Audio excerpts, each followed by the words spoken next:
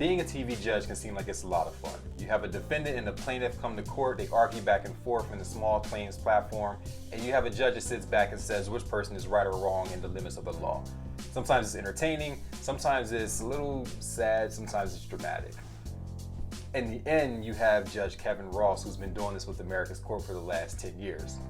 So while it may seem like a lot of fun, he's also, in a subtle way, showing America how to look at the limits of the law and find justice in your own way.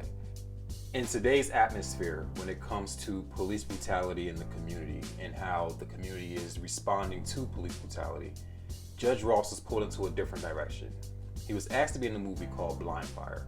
It's a movie about a cop who shows up to a domestic violence scene and a situation ends up happening and someone ends up dead. Now the cop is saying he has one side of the story and there's another side of the story. With a case so similar to the Breonna Taylor situation, Judge Ross felt that it was important to not only be there, but to lend his voice, his expertise, and his opinion to the situation. There's a lot we learned about Judge Ross in this interview, and I want to share that with you guys so that you can hopefully pull something away from that as well. So with all the questions I have to ask, my first one has to be, how did you become a TV judge? Welcome to Swap Sessions with Judge Kevin Ross.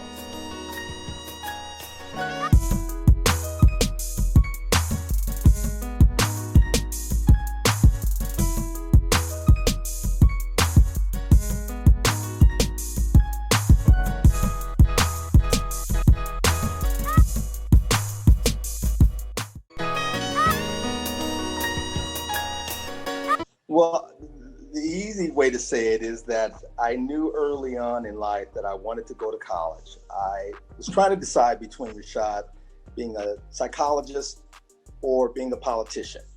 And what I realized was that, I think I'm going to lean more towards public office, serving, and being in that space. By the time I started applying to colleges in my senior year, I was student body president of my high school. I liked civics, I liked history, I liked being involved in trying to make a difference. And ultimately, I decided to go to Morehouse College. And for many who know about Morehouse, it's the only all-Black, predominantly Black, all-male institution in the country in Atlanta, Georgia. Mm-hmm. And that experience it really shaped who I am as an individual. I know that so much of the conversation that we hear from Kamala Harris going to Howard and then going to law school and becoming a prosecutor, some of the same things that she talks about, had been my experience. I felt empowered, I felt inspired. I met a lot of very impressive elected officials and people in public service. And I said, I think I'm going to go in this direction, but most politicians, a large number at least, usually have legal backgrounds because they're making laws and interpreting laws. So I thought it would be a good foundation to go to law school. Mm. And so I came back to Los Angeles, where I'm from, after spending those years in Atlanta. And ultimately, I went to a school and thought, well, maybe I'll end up doing entertainment law, and then I'll segue over to really being involved politically. So that was my journey. And I ended up landing in the district attorney's office. I was a young prosecutor handling all sorts of misdemeanor and felony criminal cases. It was during the height of the crack epidemic in the 90s. Yeah. And everyone was trying to be tough on crime. And that's when we saw some very stringent laws passed, both federally and on the local level, mm-hmm. With strikes and the federal crime bill. And unfortunately, a lot of the people ended up looking like you and I, Rashad. So, but that was sort of why I went into it. I said, if I'm going to be a politician, I should probably have some sense of what it means to keep people safe and work representing victims of the community. And that would be a good transition for me. So that's how I ended up doing that. Yeah, and it's funny because I was speaking with, I want to say it was Ed Gordon recently. We were talking about people that go into being a prosecutor and how important it is to have a prosecutor that is Black as well, because you can determine like what's going to happen to this person. And even just on the minimum level, Rashad, prosecutors are the ones that make the decision whether or not the case should even be filed. Right. Should there actually be a set of circumstances where someone is accused and have to come to court? The police don't do that. The police investigate and make the arrest, but it's the prosecutor that decides who gets filed on, who doesn't, which cases proceed and which don't.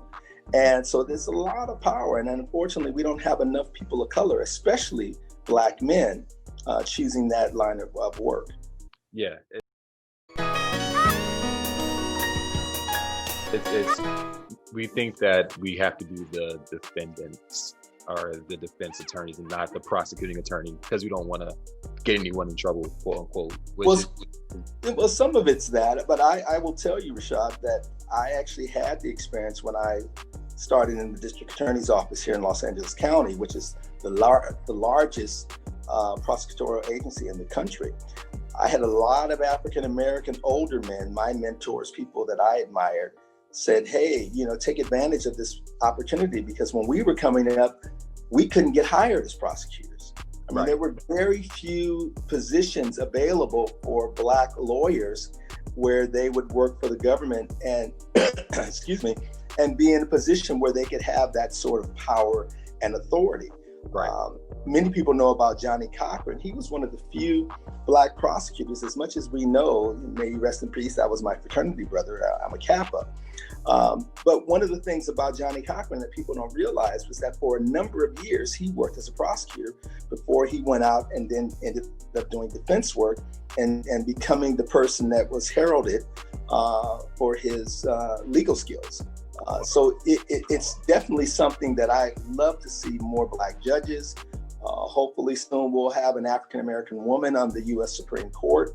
And on all the levels, we just need to be in those positions. Yeah.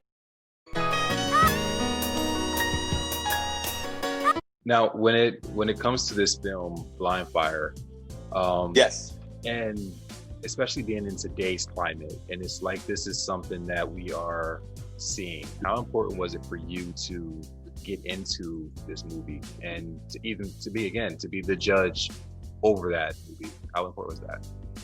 Well, Blindfire is a movie that I'm really excited about. I am not an actor in terms of my training. I've had my show for the last 10 years, America's Court with Judge Ross. It's been a great run. Yeah. And it's really just me being myself and responding to circumstances and information as I receive it. It's a whole different thing, Rashad, when you are acting and you have lines and the other person is supposed to respond to what you say, and then you're supposed to respond to what they say. Right. But I can't think of a better film to be involved in than Blindfire. And it's essentially the story of a white police officer who has a Black woman as a partner. They go out to a domestic violence call. They respond to that, or what they believe to be a domestic violence call. And ultimately, it's the home of a Black family. Right. And without getting too much in the weeds, ultimately, the white police officer shoots and kills the Black husband, father, that was in his own home when this happens. Yeah. I played the judge, so it's really been a stretch for me when I've had to take these positions on. But I will say that I'm the judge that is dealing with now the filing of a potential case and the process that goes through. Mm-hmm. But it's very timely, Rashad, because it's dealing with all the issues that we've been talking about right now. Should we defund the police? Short answer, no and hell no. Right. But in terms of why people feel the way they do about law enforcement and criminal justice issues and equity and fairness in our courts and in our criminal matters, it touches on all those things in a way that you see it from the different perspectives. You see it from the female Black officer who's now in the position of having to potentially defend her partner, who she knows and she doesn't think he's racist or has any sort of racial animus. But then she's conflicted. You see the other officers and how they respond. You see how it totally decimates this family that now has to go on without that man and the wife, played by Edwina Finley Dickerson, gives a powerful performance of the grieving widow who's actually also pregnant with their second child. Yeah. And so, you see it from a standpoint of the consequences of when police go into these circumstances and what they have to deal with, whether they are innocent of the particular charge or if they have some culpability in unjustly killing and taking the life of another human being. Yeah. For you, again, being a former prosecutor and a judge, and again, that's your real life. When you Right. get to that scene and you're in that courtroom, is it hard for you to not react emotionally when you have to literally go by the facts and the law? So even if you know something just is not right, it's like legally they did. No, And I will tell you this, Mike Nell, who is the writer and director of this piece. It's an independent film. He's an up-and-coming filmmaker, and this is really his debut project. He said, this is what I've written, and yet, Judge Ross, I want you to feel free to rewrite it or edit it or wow, shape it in a way that makes sense to you, right. but that also comports with what would actually happen in a situation like this. Right. So I have a lot of flexibility in terms of actually helping to shape the dialogue and the information that I'm conveying and as I'm portraying it. And given the intensity of the moment, even when, if I'm not on a set playing a judge, but during the 7 years that I was on the bench, you can't help but be emotional when you're dealing with people's lives, when you're dealing with grief, when you're dealing with anger, when you're feeling as though there's unjust circumstances going on, as well as the loss and the grieving of the person being accused because they have a family. I mean, in this movie, Bethany Joy Lenz plays the wife of the lead character played by Brian Garrity. And so we see what's going on in their relationship because, officers are people, they're dealing with real issues and outside things in addition to trying to do their job. And so I felt the intensity and the importance of the scene and the film overall. Yeah. Now, moving forward, what do you hope the public takes away from this film? A few things. One, I will tell you that I think it's really important to tell these stories.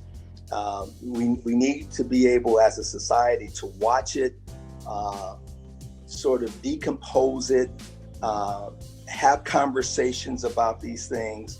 And from a standpoint of just even being in the film and television industry, this is now my second film with the company Can Do Films. They are known, especially Howard Barish, who's the president of Can Do Films. He's one of the producers on the documentary with Ava DuVernay called 13th. Mm-hmm. And that he was committed to telling the story. One of the things I had a conversation with him about is that it's not only important that African Americans play the talent in terms of on the stage or on the what you're viewing, right? But it's very important that we be behind the scenes as producers and grips and makeup and hair and costuming, and because these are jobs, it's a multi-billion-dollar industry. Yeah. And for too often, people of color have not been afforded the opportunity to really thrive in this space. And when they do thrive, it tends to just be as talent, right? As opposed to we need more Black directors, Black writers, we need more cinematographers, we need more audio people who have that expertise. And then post-production, you've got the whole editing process. And again, you don't see enough people of color in these positions. So to be able to work and take care of our families and be able to engage in something artistic that's creative and then hopefully leaves an impression on someone who's aspiring to be a filmmaker. There's that, and then there's also just what the actual content is about. And I can't think of a more timely period, to be showing something about police injustice and how Black folks are disproportionately impacted, Right. and financially, emotionally, physically. I'm just really excited, and I can't wait to get the feedback from folks after they've seen it.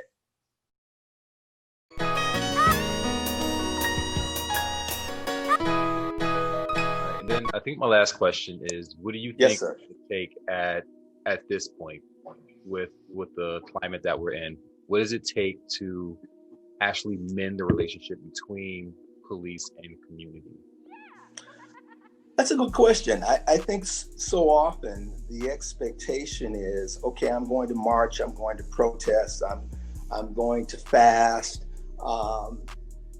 Those things are all important, and you've got to keep the pressure on when you feel strongly about these issues. And these issues affect especially Black folks, but not just us.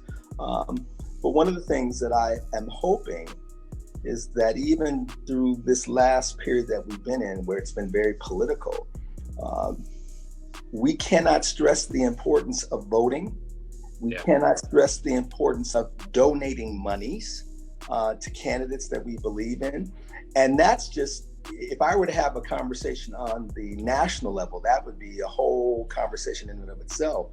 Yeah. But so often, Rashad, what we don't talk about and why people need to vote is because there are things like sheriff that are on the ballot, judges are on the ballot, people who are on the local city council that allocate the monies that will go into things like law enforcement and safety and the protection of individuals.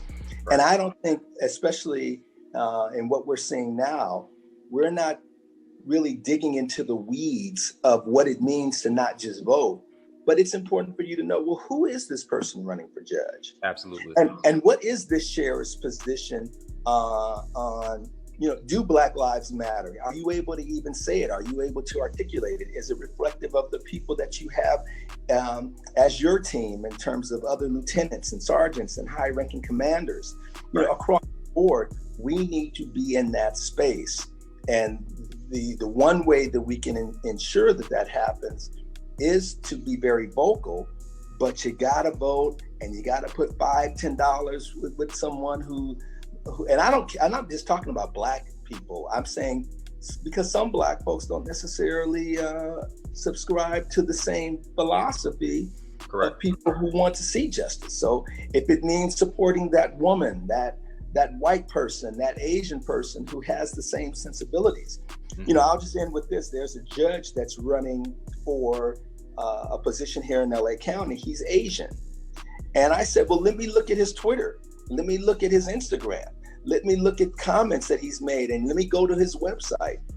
And I went to his Instagram page, and there were maybe about 15 things posted. But one of the things that were posted was Happy Juneteenth and acknowledging this particular day. And I said, just him posting that lets me know that this is something that he's cognizant of, that he thinks about, that he's embracing what Black people find are important or meaningful to them. And I just said, we got to do more of that. We got to get down and dirty and actually hold these folks accountable and vote them out of office when they don't do what we want. Absolutely. And that's the thing. You have to show up and use your voice. Absolutely. Show up and show out. Show up and show out. Period. Well, that part. Judge Ross, that was amazing. Thank you so much for your time. I definitely appreciate it. I personally love the movie. I hope it is received very well by the community. I believe it will be. And, Rashad, we are on social media here, so I would be remiss if I didn't shout out that I can be followed and I can follow you back, but you got to go to I Am Boss Ross on Twitter and Instagram and check me out. I Am Boss Ross. But again, this movie is fantastic. Wayne Brady makes an appearance in this movie. Sharon Lill plays the Black woman officer, and we know her from Dreamgirls and Why Did I Get Married? Just a stellar cast, great story, and I couldn't be more pleased. And I'm really feeling good about this movie when it debuts November 13th in theaters and November 20th on demand.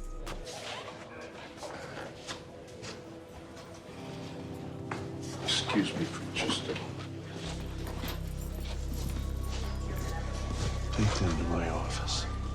What's going on? What are you doing here, Bishop? I thought I was clear yesterday. You need to take some time.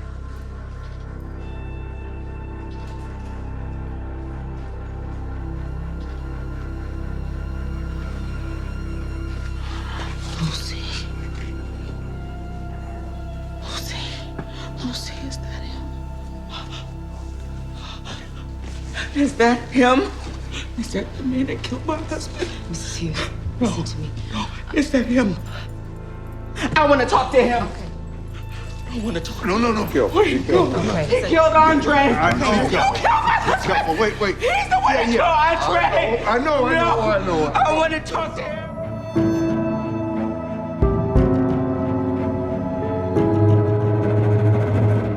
You can see there's a lot to untie when it comes to this movie. There's a lot to untie when it comes to Judge Kevin Ross. He gave us a lot of great insight about him, about the law, and about how this movie is going to play out for you.